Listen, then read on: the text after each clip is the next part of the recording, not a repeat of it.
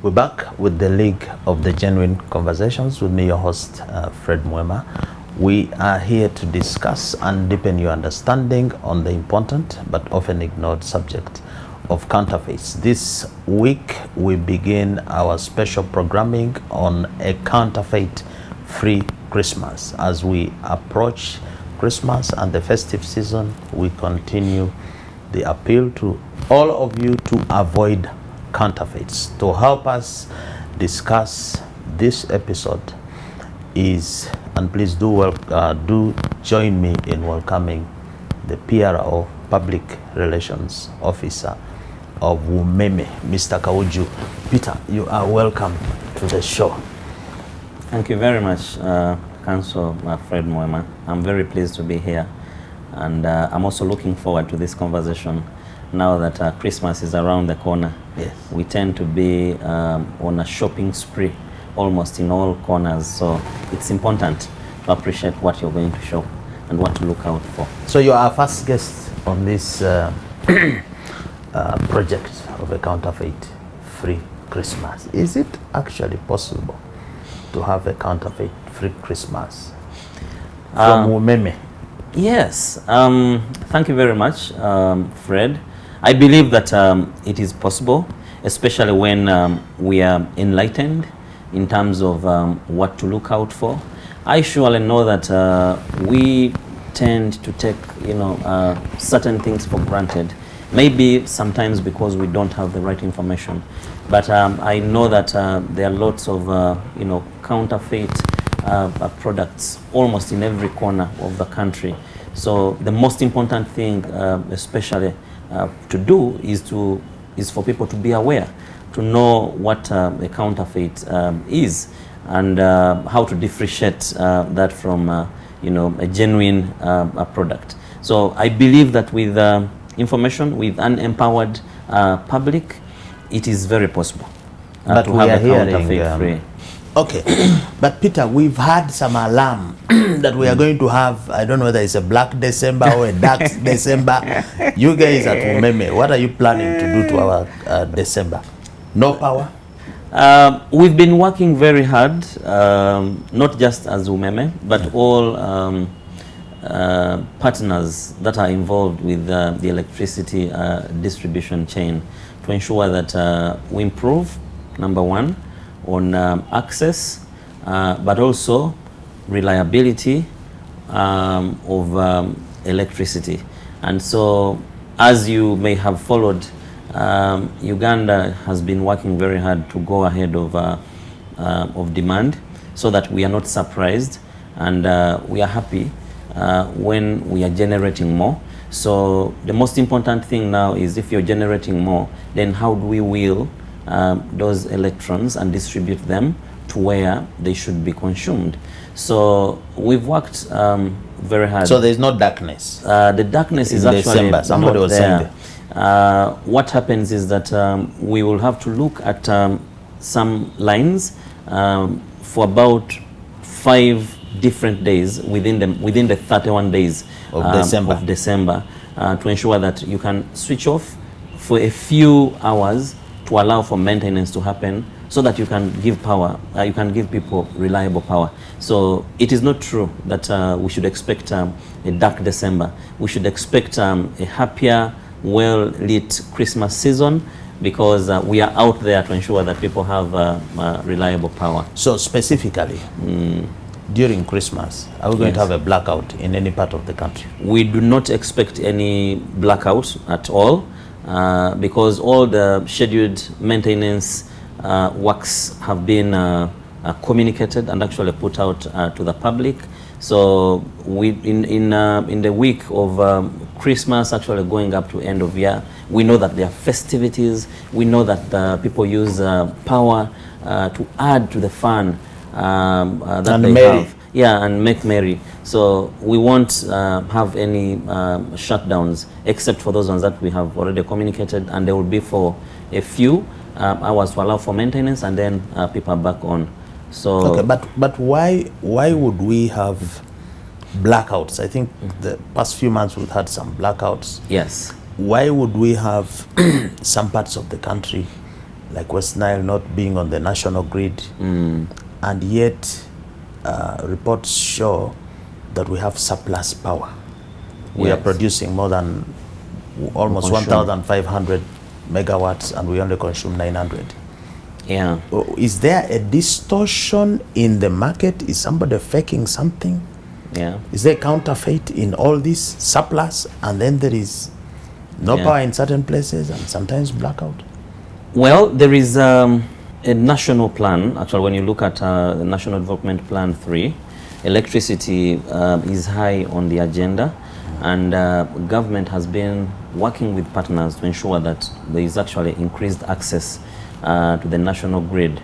If you look at where we were in 2005, we had about 250,000 people or customers on the national grid.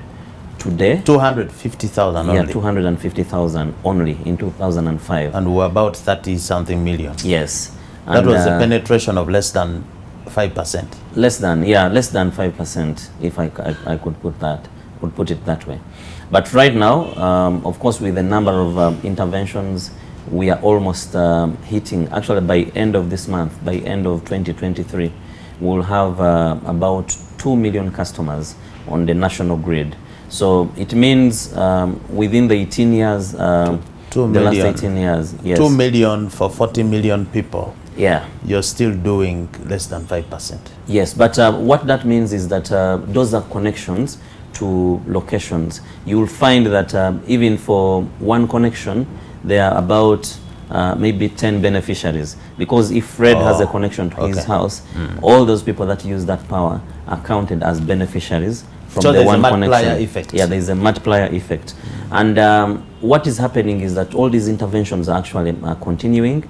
There's another program which is starting in January 2024, and it has been announced by the Ministry of Energy, called the Scale Up program.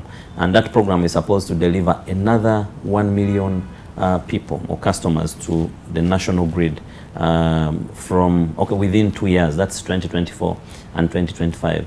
So yes, we could be not yet there, but I have all the confidence that we are moving in the right direction to ensure that Ugandans can actually have access. So is it correct to say that electricity is a scarce commodity in Uganda? I wouldn't say that it is a scarce. Even with the surplus? Yeah, I wouldn't say that it is a scarce commodity, because right now with the let's say with the 1.8 million connections, you have almost 12 million beneficiaries. And when we start off with a new program that government is bringing of that will deliver us to 3 million customers, you're probably talking about over 25, almost 30 beneficiaries. So given that we are generating almost about 2,000 megawatts right now, and we have those number of people connected, I think I shouldn't say it's a scarce commodity, because we have it, and it's clean energy. Yes, it's clean energy that is being generated. And now probably the challenge that we have to deal with is to continue to ensure that we distribute it or get as many people on the national grid as possible, and also look into the issues of affordability so that people are able to compare. I mean, there is a directive right now which was issued by His Excellency saying we should not, actually banning charcoal use, if you remember. And if you're banning charcoal, it means you have to provide an alternative. So I know about some interventions actually that have been made, for instance, to make electricity cheaper, especially for people that cook using electricity. And when you look at the tariff regime, the electricity tariff regime, they have catered for that, so that if a standard unit of electricity right now would cost you 806 shillings, Ugandan shillings, 1 unit. But what they have done to make it affordable is that the first 15 units that you load in a month, and if it is your first time to load in a month, there's a discounted rate of 250. You get it? So if it is your first time to load, this is December. If you're loading today, and as your first time in the month, the first 15 units each will come at 250 shillings, as compared to the 806 for a standard unit. So the 16th unit up to the 80th will go back to the standard rate of 806. But now that is when they bring in the band that we call the cooking tariff. That if we look at your meter and for cooking the past, tariff is yeah, during the time of cooking in the evening. Not really. Oh. We just look at your trend of consumption. If you're within the range 80 units and 150 units per month for the past 6 months, yes, then we know this person is consuming a lot of power and must be using power to cook. So the fact that we are promoting use of clean energy, that is also discounted further. So from the 80th unit up to the 150th, you will pay the cooking unit. Yeah, you go on a cooking tariff. Unit, which is 400, which is actually almost half the standard rate. So you would pay about 405 shillings for every unit. So these interventions actually yielding. But that cooking tariff, yes, doesn't it contradict another government policy to encourage use of clean energy like gas? On the one hand, you're encouraging us to use electricity to cook. Yeah. The same government is telling us to use gas, yes, and not to use the charcoal. And I have seen in some reports that some of the problems you have in power distribution is these contradictions in the policies. Yes. One hand is taken away from the other. Yeah. So should we go for gas? Should we go for electricity? I think most importantly, not just for us as Uganda, but globally, we are of course very keen, and paying attention to matters of climate change and all that. So clean, renewable energy is again high on everyone's agenda, because if I'm using, well, depending on the choice that you want to make, but if I'm using electricity, I realize that I could be saving some monies compared to when I use gas. And also if I'm using maybe electricity compared to firewood or wood fuel, then I am actually protecting the environment. Yeah. So for as long as it is clean energy, I mean, the customer is left to make their choice in terms of where they think their pocket can actually be able to accommodate. But I know that the initiatives that are being taken, especially for government of Uganda and partners in promoting use of renewable energy, I think we are doing a good job. And we see also a shifting trend, because we conduct studies and all that, and sometimes I visit also friends. I have people with great testimonies of how they have made a saving migrating from charcoal or firewood to electricity. Because right now, if you look at probably if you conducted a market survey, maybe a sack of charcoal would, let's say, go from maybe between 150 to 180,000. Now, if you look at the amount of money you would spend on electricity for that, you'll actually be saving, especially if you fall in the cooking category. So these are scientific studies that have been conducted. But then why are we not going for that cheaper option? Why do we still use charcoal and others? Is it because you are not doing enough sensitization?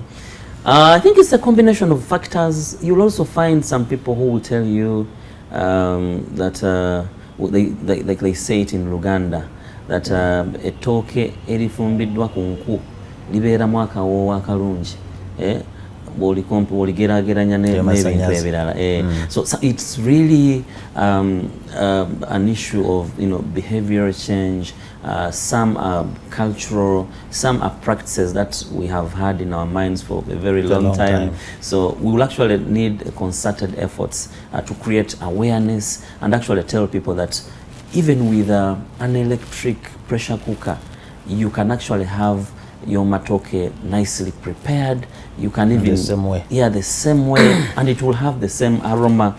But you know, these are practices that people have had for decades. You know, we've grown seeing our mothers cook toke on firewood in a certain way. Yeah, in a certain way. But I think, like you said, awareness is key, and then all the other factors actually that also have to connect to affordability, and you know, being in people's ears, being in people's faces and eyes all the time, and sharing this information, responding and answering their questions. I think we'll be able to get there. We're going to go to the second segment, but before, we're now going to talk counterfeits proper. Yes. In the electricity distribution. But we would like to know, if you've done a good job, why doesn't government want to renew your contract? Yeah. I think you're going to be thrown out in the next 2 years or 1 year and a half. Well, why are they terminating your contract? Yes. First of all, globally, this is how concessions work.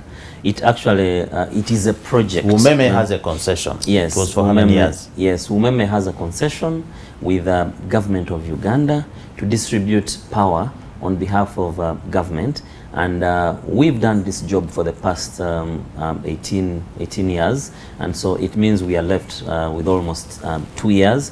But when you look at the agreements, the framers of these agreements, when it was coming into play, they indicated that number one, we need somebody who is going to do this job, create a pool, bring resources that we need, and then earn what you would call a return on investment. You get money from somewhere, come and invest in the distribution and earn your return, which for this particular concession is actually at 20%. So we have to run like all the other projects. They have a beginning and the end. And we are purely a Ugandan company, if I can say that for now. And the National Social Security Fund, your money, my money, is actually they are the majority shareholders into Umeme, and we are about 3,400 Ugandans that are currently serving at Umeme directly as staff. We have over 7,000 contractors, the people that we work with. So it has been, I should say, a good job done so far. I mentioned earlier that at the time Umeme was handed over this job, we had only 250,000 customers. Yes, now we have 2 million by end of this year, and we shall have 3 million probably by 2025. A lot of investments have actually been made in this sector, almost $700 million since Umeme started. So you look at the distribution lines. Yeah, you look at the distribution lines, they are all over the country, spanning almost 44,000 kilometers. You have over 15,000 transformers on the network. You have substations. Okay, Peter, the issue is the cost. Yeah. Yes. I will not go into the costs now, yes, but the issue has been at what cost have we had that growth? Yes. But let's take a break.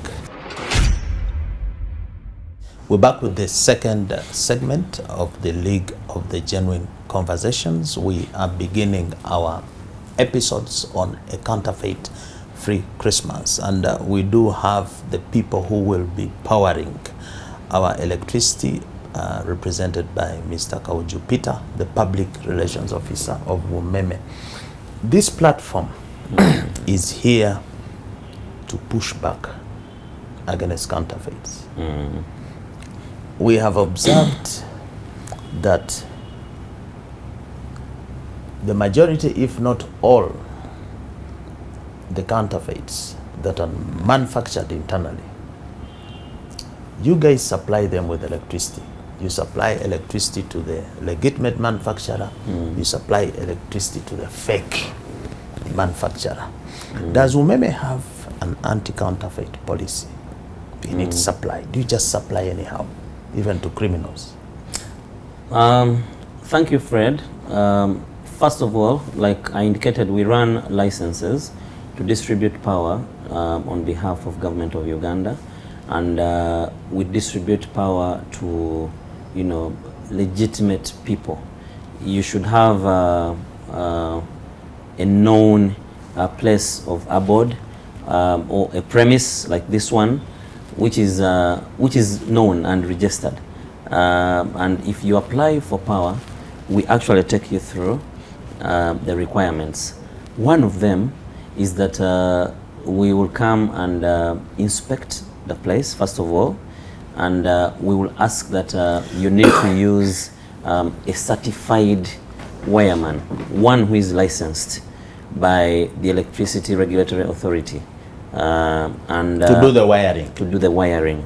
So once that person does the wiring, he has to generate on the system what we call a wiring certificate, and that wiring certificate should actually be in the name of the applicant, of the person who wants to have power at their premises.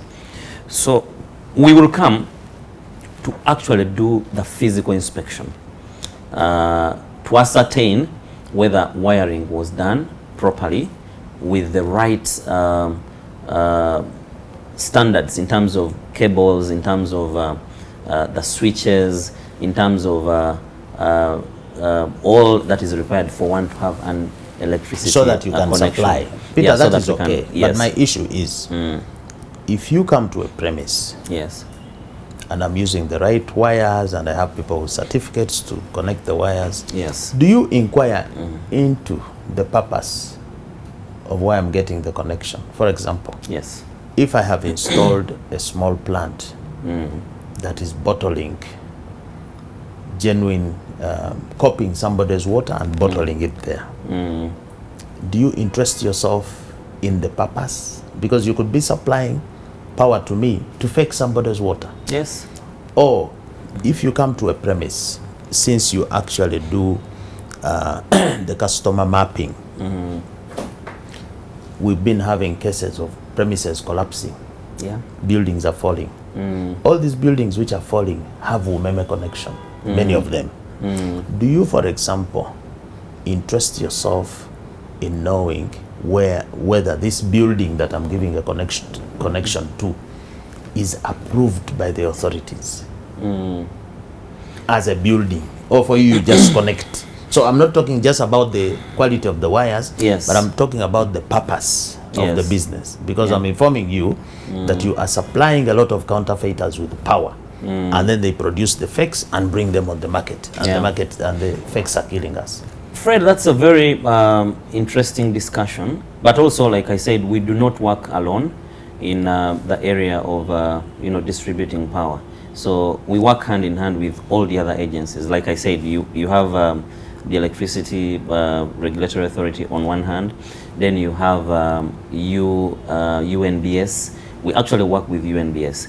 Every meter that is imported into this country first goes to UNBS for testing to see whether they actually meet the standards. So when we come and you have met you have fulfilled or satisfied us that you actually did your wiring well and all that, and so you have met your obligations in terms of the payments that are required, then we actually go ahead and give you a connection. However, we do not cross. Once we have inspected and passed your wiring, our installation, our connection actually stops at the meter. You get it? Our inspection, our role stops at the meter. Yeah. So what happens in there, of course, is again responsibility of all the other people that we work with, like those ones that I have mentioned. I mean, if you're counterfeiting something, we have again the agencies. But can you, for example, consider if a security report is given and said these guys in Kiyindi zone and so on, they are faking cosmetics, they are faking all this, can we come to you under the law and say deny them power so that they don't produce the harmful? Is that one of the sanctions? Yes, Fred, definitely. We work under the laws of this land. We work under the laws of Uganda. So if somebody actually came with proof and said, you see, you gave a connection to this person, but they are endangering The public health. Yeah. Yes, because they are producing ABCD, they are imitating, you know, and we have proof that actually what they are producing is harmful to Ugandans. I mean, for us, safety comes first, and like I said, we all operate under the law of this land, so we should be able to do that. We should be able to do that. That is so. I am hoping that soon we are going to see people who are blacklisted. Yeah. If you have been using Umeme power to produce counterfeits, you can be blacklisted and be denied the connection. Yes, you can, because we are not above the laws of Uganda. If you're doing anything, if you're counterfeiting and you're producing something that is harming the lives of Ugandans, then we have the responsibility to protect Ugandans. So I know that again through such collaborative efforts, we can be able to achieve this. Yes. We have moved from post-paid consumers. We are moving. We still have a few. Okay, we are moving now to metering. Yes. But in the metering, what we are hearing is not so good, Peter. We have, I don't know whether they're also called camufus or something. We have people who are tampering with the meters. I think there was even an issue sometimes. They give a bill which reads different figures and so on. Yeah. People are giving others, they are hacking your meters, giving others fake units and so on. Do you have a counterfeit problem in the metering? Well, what I can say is that we have encountered some scenarios where you find people actually trying to be clever, if I can say that. You know, I have lived in Uganda here for almost all my life, and I see that people, some people are genuinely creative, but there are also those that are creative not in a so nice way, you know. So they try and try out new things, and especially things that would want to beat the system, you know. So we have had cases where people have actually tried to bypass meters, and also some that have tried to create fake meters, and we've again worked hand in hand with security and intelligence to bring such people to book. But the good news is that all the meters that actually come into this country, before they get onto the network, they go to UNBS. But UNBS says 90% of the meters are fake. I think that's there was a report I saw. Yeah, I think that's a conversation that we have with them, because we never get any meters say imported into the country and they go to the network directly. No, they have to come shipped into UNBS. What they clear is what we pick to go and put on the network. But like I said, there are some people whose job for them is, if there is any opportunity to defraud, either government or anybody of money, they will do it. But the good thing is that we are working hand in hand with a lot of other partners, especially to bring such people to book. And so there shouldn't be anybody who should come to you and lie to you that if you give me 20,000 or 10,000, I can give you 50,000 units, because we have a system and we are able to monitor. We will definitely come to you and we'll find out where you got the 50,000 units from without actually generating the right token. So please don't be hoodwinked out there, because we are talking about counterfeits here. Number one, it could actually be a very big safety hazard to you, for you to try and tamper with the meter or try and do any unscrupulous activity on the meter. But also it is against the law. And Mr. Muwema, if you recall, there have been amendments to the Electricity Act of 1999, and that amendment came out I think in 2022, last year. If they find you with any electrical equipment. If you are not, for instance, a worker of Umeme, and you're vandalizing, you're siphoning transformer oil, you're cutting down poles or pylons. I mean, you talked about the blackouts. We had 2 national blackouts. One of them, I think about 2 months ago, because somebody went and cut the pylons and they wanted to take those bars.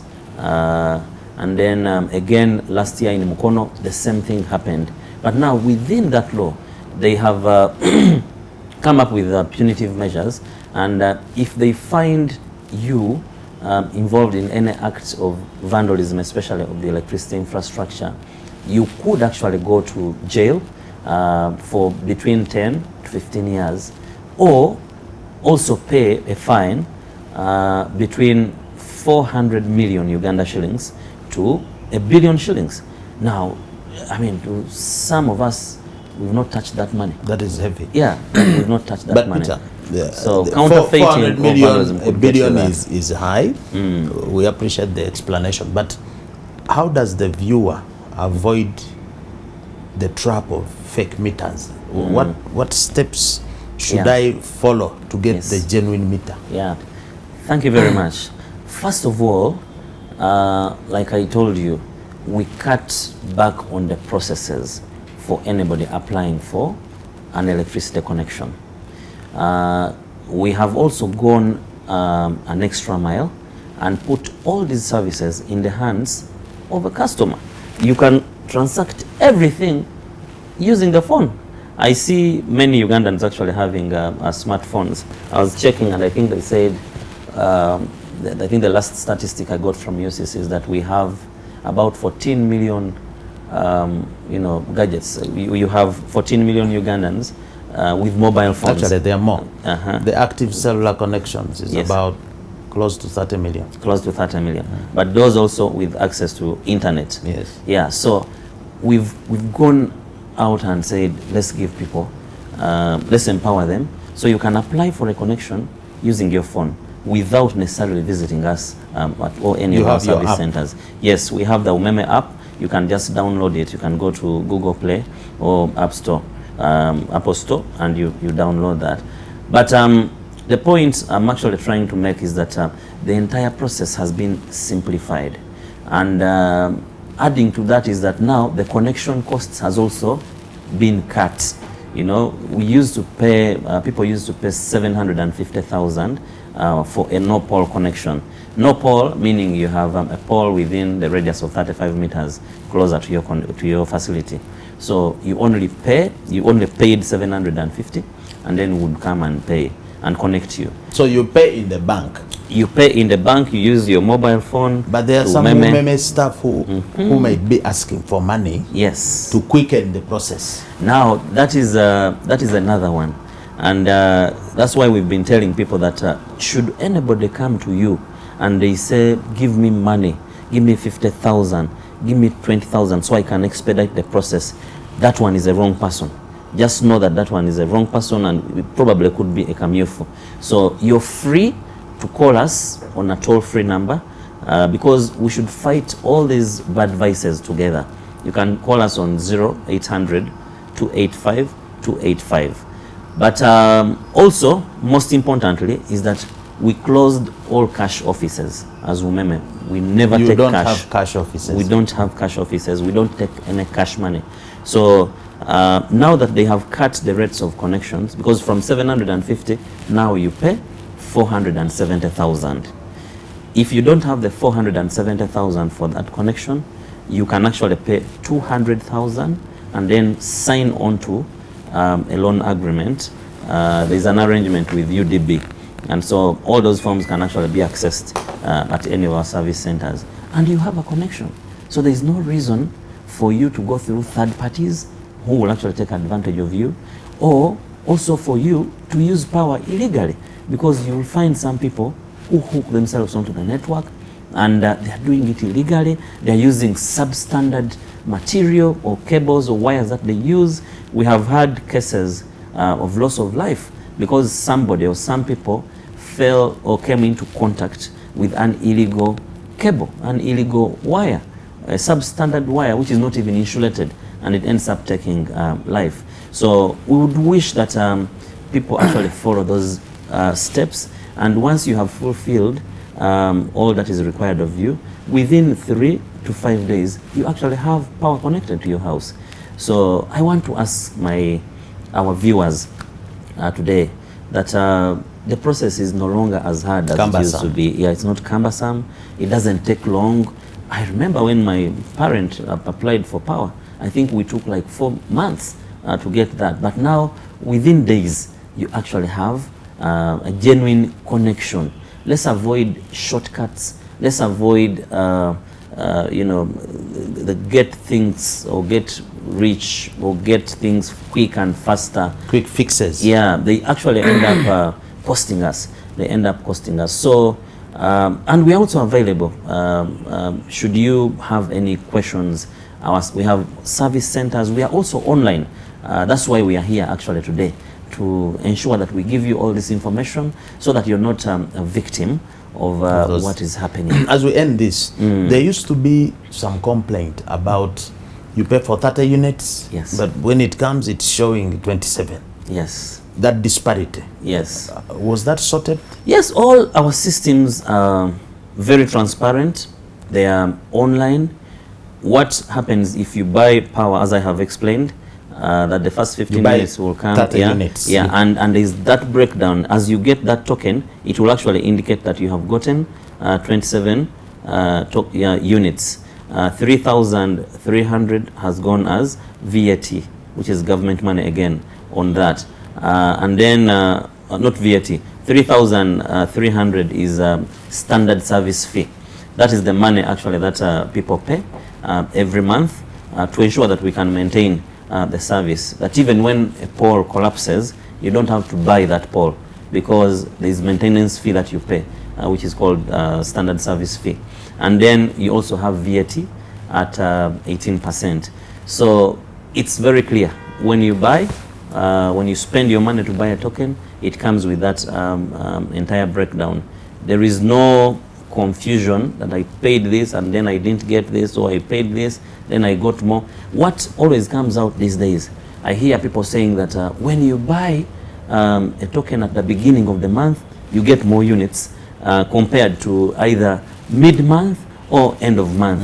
But again, why is that? Yes, but again, it goes back to what I said earlier, that for as long as it is your first time to load during the month, you have this benefit of the discounted units, the lifeline units, which come at 250,000. I mean, yeah, after 250 shillings per unit. But if it is your second time to load during the same month, you will not get that benefit, because it only comes once during a month. Let's take a break. We're back with the third and last segment. This is the League of the Genuine Conversations. We've started our episodes on a counterfeit free Christmas, and beginning with Umeme, the P.R.O, Mr. Kaujju, Peter here, is assuring us of a good Christmas. I had something you said, which was interesting, that you no longer handle cash. Yes. Everything is done on your payment platform. Yes. But recently we had a situation involving your sister utility company called National Water, where they hacked into their system and messed up the whole thing. Yep.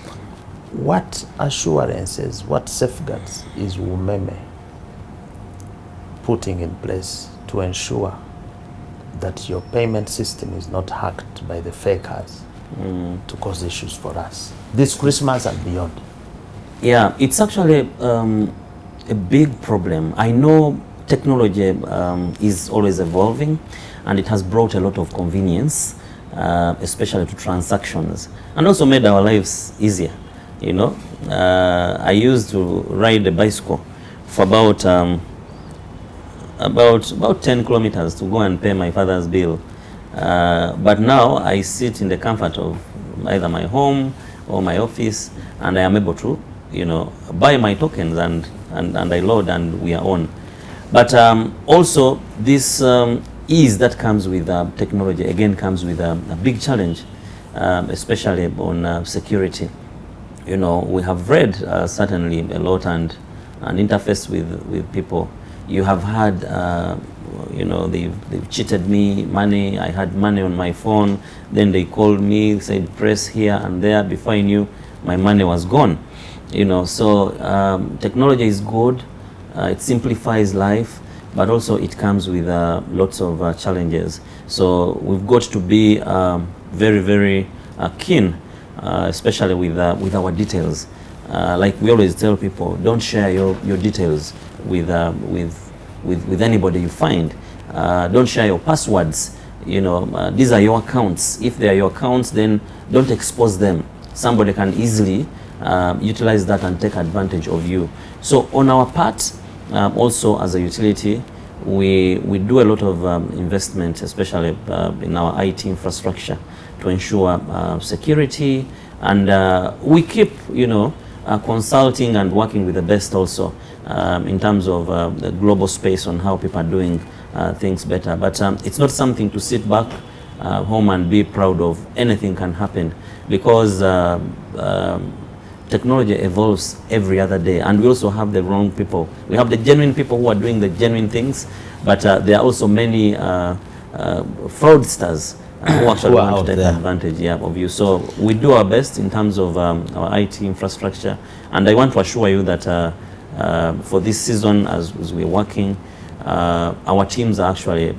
working very hard. We work almost 24 hours a day to ensure that our network is on and that it is secure, and that people don't get any challenges.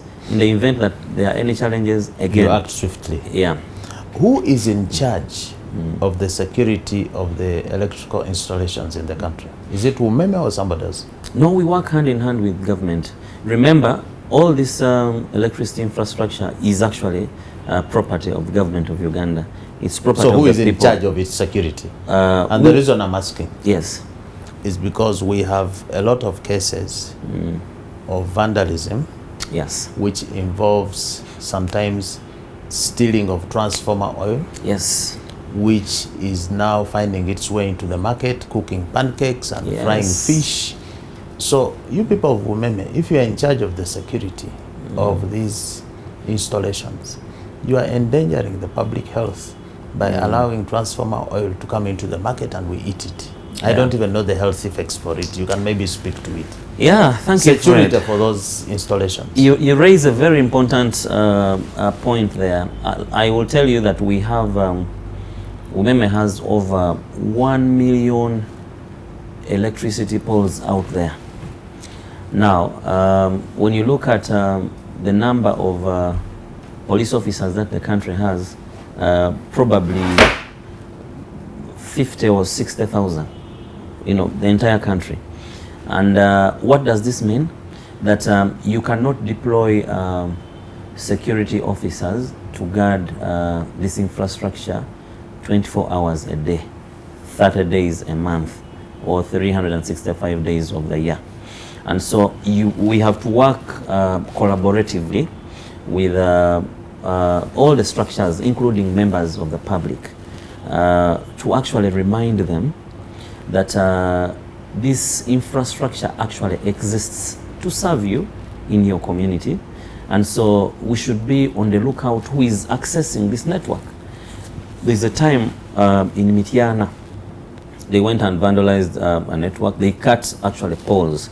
When they cut poles, they stole the conductors, the cables, rolled them and went. It was reported, police came. Of course, we work with police. We went to the scene. We replaced the conductors and the poles that were cut. After 4 days, they returned and did the same. And remember, we are working to expand access, to expand the network. But you cannot go ahead because you have to come back and replace what has been stolen. So what would go to help connect Ashraf, who is my neighbor and has not had a connection? I will first have to come and replace what has been stolen. So it is actually like stealing from yourself. But again, and these stolen things, where are they sold? We hear that they end up actually on the scrap market. So why don't you ban selling of scrap electrical things so that there is no market for the thieves? We have to work, me and like you. Like they did in Kenya, you are telling me? Yes, we have to work, me and you and our policy makers, to ensure that actually such important matters actually end up in Parliament and critical decisions are made. You still have that, you can't take it downtown to sell it. No one will buy it. Yes. That should be the policy. Actually Kenya did it when I think that time it was still President Uhuru Kenyatta, and there were so many cases of vandalism of electricity infrastructure, and when they investigated, they followed up, they found most of these on the scrap market, and they said no more dealing in scrap. They closed that and it became law. So the vandalism went down. It cleared. You can't hear of such cases again in Kenya. You can't hear of and then of also such why don't you why do you put sweet edible oil in the transformer oil? Why don't you put some poisonous thing which can never be taken out? Actually, the health experts have told us that transformer oil is poisonous. It is dangerous. And just last week on Friday, there was a case in Mbale, in a place called Nkoma. It trended so much on social media. And there was a transformer oil leaking, and residents gathered and went with, you know, basins and buckets, and they were drawing transformer oil during day. It was 9 a.m., you know, and they were collecting and taking it away. And we said, you can't risk your life to this extent. Electricity kills. You're not even authorized to get closer to such infrastructure. So the good news is that the team, once we got a report, they switched off the network and quickly ran to the scene to go and you know and stop these people. But we don't know where that oil ended. And health experts have actually warned that they hear that some of this transformer oil actually ends up on the streets with people who roast and fry the street chicken that we eat on the streets, the chapatis that we enjoy, the chips, you know. So we can only transformers which don't have transformer oil. You need maybe you're using old technology. No, we are not using old technology. Must the transformer have it must have its oil. Purpose? It must have oil. It's like you know, nuts and bolts have to be, you know, oiled. They have to be serviced for all the equipment to, you know, to rotate, to move, and all that. Engine oil in our cars, for example. Yeah, of we course. don't use it to cook. That's what I was saying. That it's a challenge that I think people are taking, especially on the other way. I said there are genuine people who are creative in a genuine way that doesn't. Yeah, but then there are those that are being creative in the wrong way, because you end up eating substances that you shouldn't be eating, and before you know, they will be telling you this is cancerous, or you got this as a result of what you can't explain. So it's really, really sad that we want to be very wise in a way, and all these things don't just happen by accident, that you have a transformer and it has oil which is supposed to support it to work and effectively deliver these electrons, and then for you, you're saying, I'm going to pick this small oil, put in the cooking oil. Actually, what they say, what we hear, they say that if you get a drop of that and then mix in the cooking oil, it doesn't burn fast. So you're taking, you know, people's lives for granted because you want to make a quick buck. Peter, don't you think that maybe there is no sense of ownership from the community, from the public, when it comes to the electricity sector? People don't feel that this is ours, this is our property. Fred, that ownership is there. I will tell you again. Then why do people vandalize? Why do they go and take out the transformer oil? Don't you think you need to do more? Yes, for certainly. Us to certainly belong? We need to do more. Maybe we feel this is there for somebody else. It's for others. It's not for us. Don't you think you need to do more public outreach? I agree with you, and lots of engagements are actually going on. Ashraf has been looking for me for the past 3 weeks, but either I would be in Hoima, you know, engaging with the public. Last week I was in Jinja, again, you know, engaging with the public. Yes, there is room for us to do more. Yes, there's Has also the vandalism gone down, or it's the same, or it's increasing? No, it has gone down, of course, with a lot of engagements and sensitization and awareness. Sometimes people engage in certain activities probably because they have not gotten information. But now we're on ground, and we are working with many other people. We are working with religious leaders. We are working with community leaders like LCs to tell them about this. I will tell you that in Kamuli, we have had communities actually intercept vandals, camufus, and the communities said, what have you come here to do? Give us your identification. Only to realize they were actually not people coming from Umeme. And they grabbed them. We've actually had scenarios and where some have even lost their lives. But people are increasingly getting involved because they know that this infrastructure, this is a public good. Yeah, but why is power theft not going down? It's there for them. Even power theft is actually going down. And what is the rate now? Like I said again, it's what's the rate of power theft? 1%, 20%? Right now, I could tell you that our losses stand at about 16%, and that is in comparison to about 48% when we took over in 2005.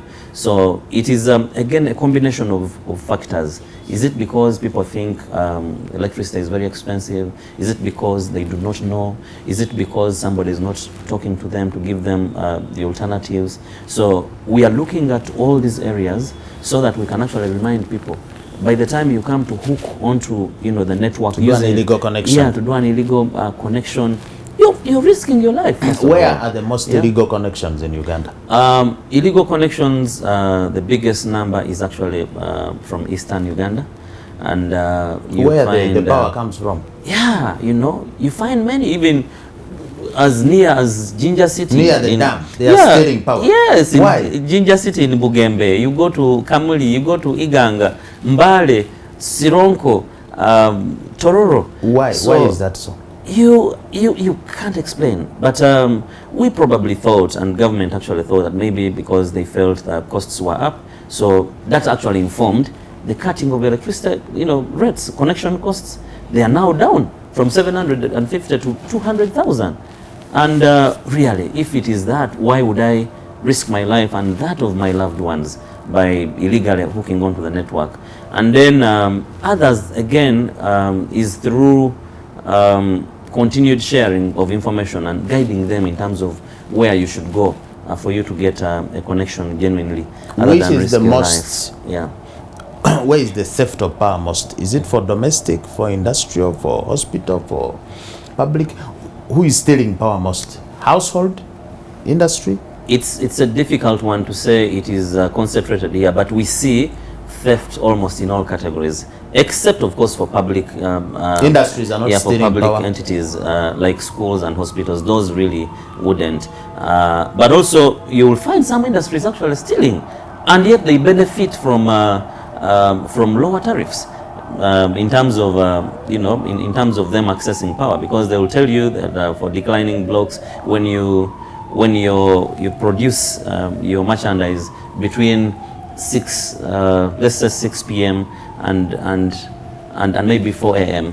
you have an advantage. You can access electricity at a lower rate.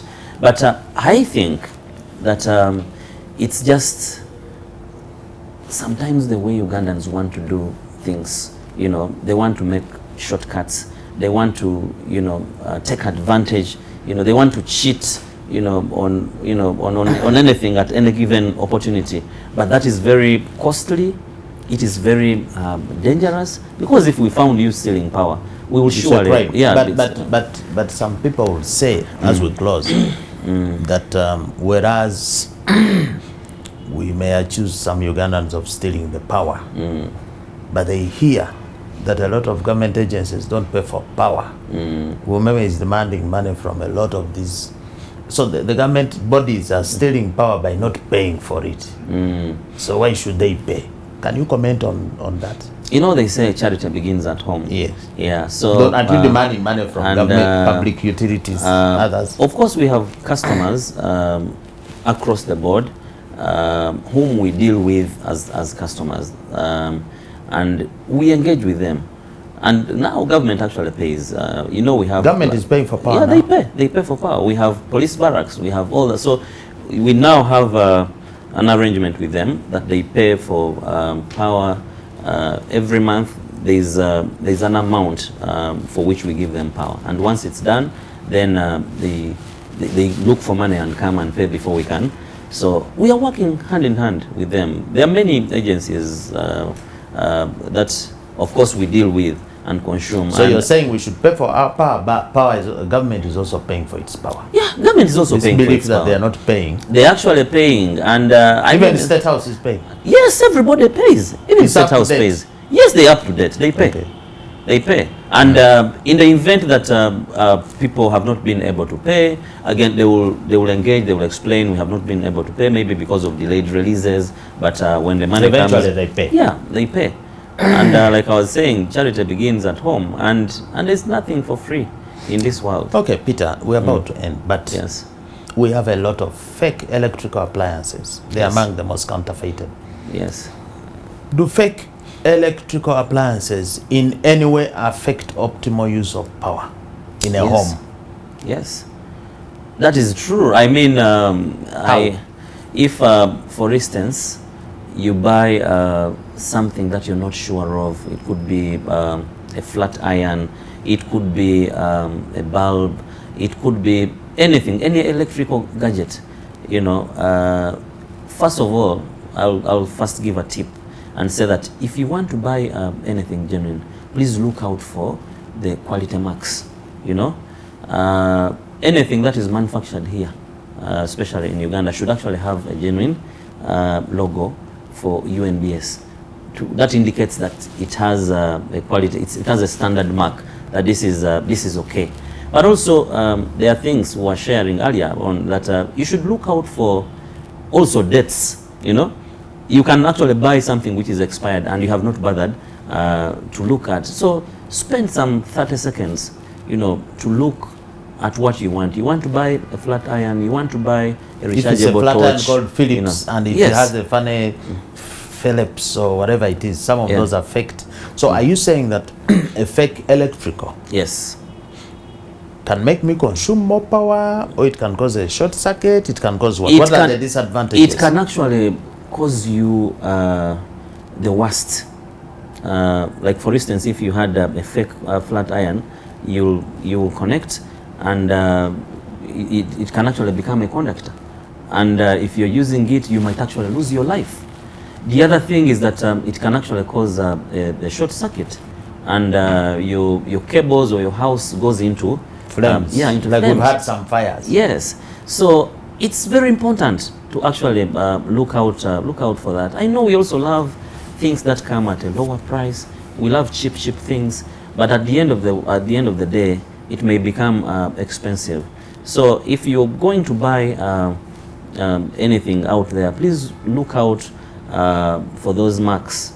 Look out for the UNBS logos, standard logos, and all that, because anything that should actually be out there on the market should be certified or sanctioned by the agency that deals with body. That deals with Peter, standards. we thank you so much. But as a Christmas gift to Ugandans, since we have surplus power, why don't you give us some free power during this month? I might be taken to Luzira for giving away free power. What belongs to Uganda, because government is also selling this power because they want to get money to fix roads, you know, to do a lot of infrastructure, deliver. Yeah. Where do you keep this surplus power? Yeah. It is actually a challenge if it is there, but why now government first concentrated on ensuring that we expand generation was we did not want to be, you know, taken by surprise like it is in South Africa. You know, South Africa, people relaxed. They felt they had excess power, and they relaxed. They maintained the dams that they had, and before they knew, development overtook. The demand overtook actually what the infrastructure that was available. Yeah. So that is why even when you're in meetings, somebody will say, I'm about to go off because there's no power, the gadgets are not charged. So what happened was now to concentrate there on generation, and we are happy that a lot of development has happened. Karuma is coming on board. They've, I think, now onboarded about 400 megawatts, and more 200 is coming. Now, that's why these initiatives are actually coming on board, to say let's have 1 more million connections, so that we can actually get more people to utilize what has been produced. And then there are also agreements, bilateral agreements with the neighboring countries where, yeah, so okay, where we so since we can't have free power this Christmas, the assurance I have you for Christmas, I have for you for Christmas. Give us a Christmas message. Yeah, to our viewers, how to avoid counterfeits. Yeah, this so Christmas. our viewers, we love you so much. The men and women that work at Umeme to ensure that you have a reliable supply are actually on duty this season. We'll be working to ensure that you have your power. However, please be reminded that electricity kills. It has been raining heavily lately. If you see any tree branches protruding to the network, please report. Do not touch it. And also, when you see a leaning pole, do report to us. We are always available to come and attend to that. The other thing is that do not cheat yourself. Don't go for counterfeit products. Look out for the genuine products. And if you have questions, please ask them. Don't just walk to the supermarket, pick whatever you have seen because you think it looks like what you want. Spend at least an extra 30 seconds to read and appreciate what those quality marks, especially from the standards agency, from UNBS, so that you can take a genuine product home. And also, sometimes we like to buy cheap, but in the end, cheap is expensive because it can affect your life, it can affect the life of your loved ones. And let's be cautious this Christmas. We've been telling people, Fred, that wires, you know, the wires that we hang our clothes on after washing, it's common practice in many households. And some people never did or never do the proper wiring. And so, yeah, the earthing and all that. And before you know, because again of illegal activities, those wires actually sometimes carry power. And we have lost life there. So if you can, please buy a plastic wash line. Don't use a metallic wash line, because it could increase the risks of being electrocuted. Yeah. Otherwise, we love you so much. Take care of your lives. Be cautious. Be aware. Nobody is going to come and do all those things for you. So look out for what you want genuinely and spend some time to get it. Otherwise, we wish you a Merry Christmas and a very prosperous 2024. Thank you. Thank you so much, Peter. That has been Peter Kaujju, the Public Relations Officer of Umeme. We hope that we have learned a thing or two about the good work that Umeme is doing. We are not going to have a blackout this Christmas, but if we do, we have to take your number and call you in the night if power goes off. But that puts an end to this episode that we have begun on a counterfeit-free Christmas. And we thank you for those who make it a date with us every Friday. We thank you for the subscription. We encourage you to share widely this content, because counterfeiting is a problem that affects all of us, irrespective of your social standing or where you live or what you do. So we would like to sign off by asking you not to be fake, buy and sell genuine.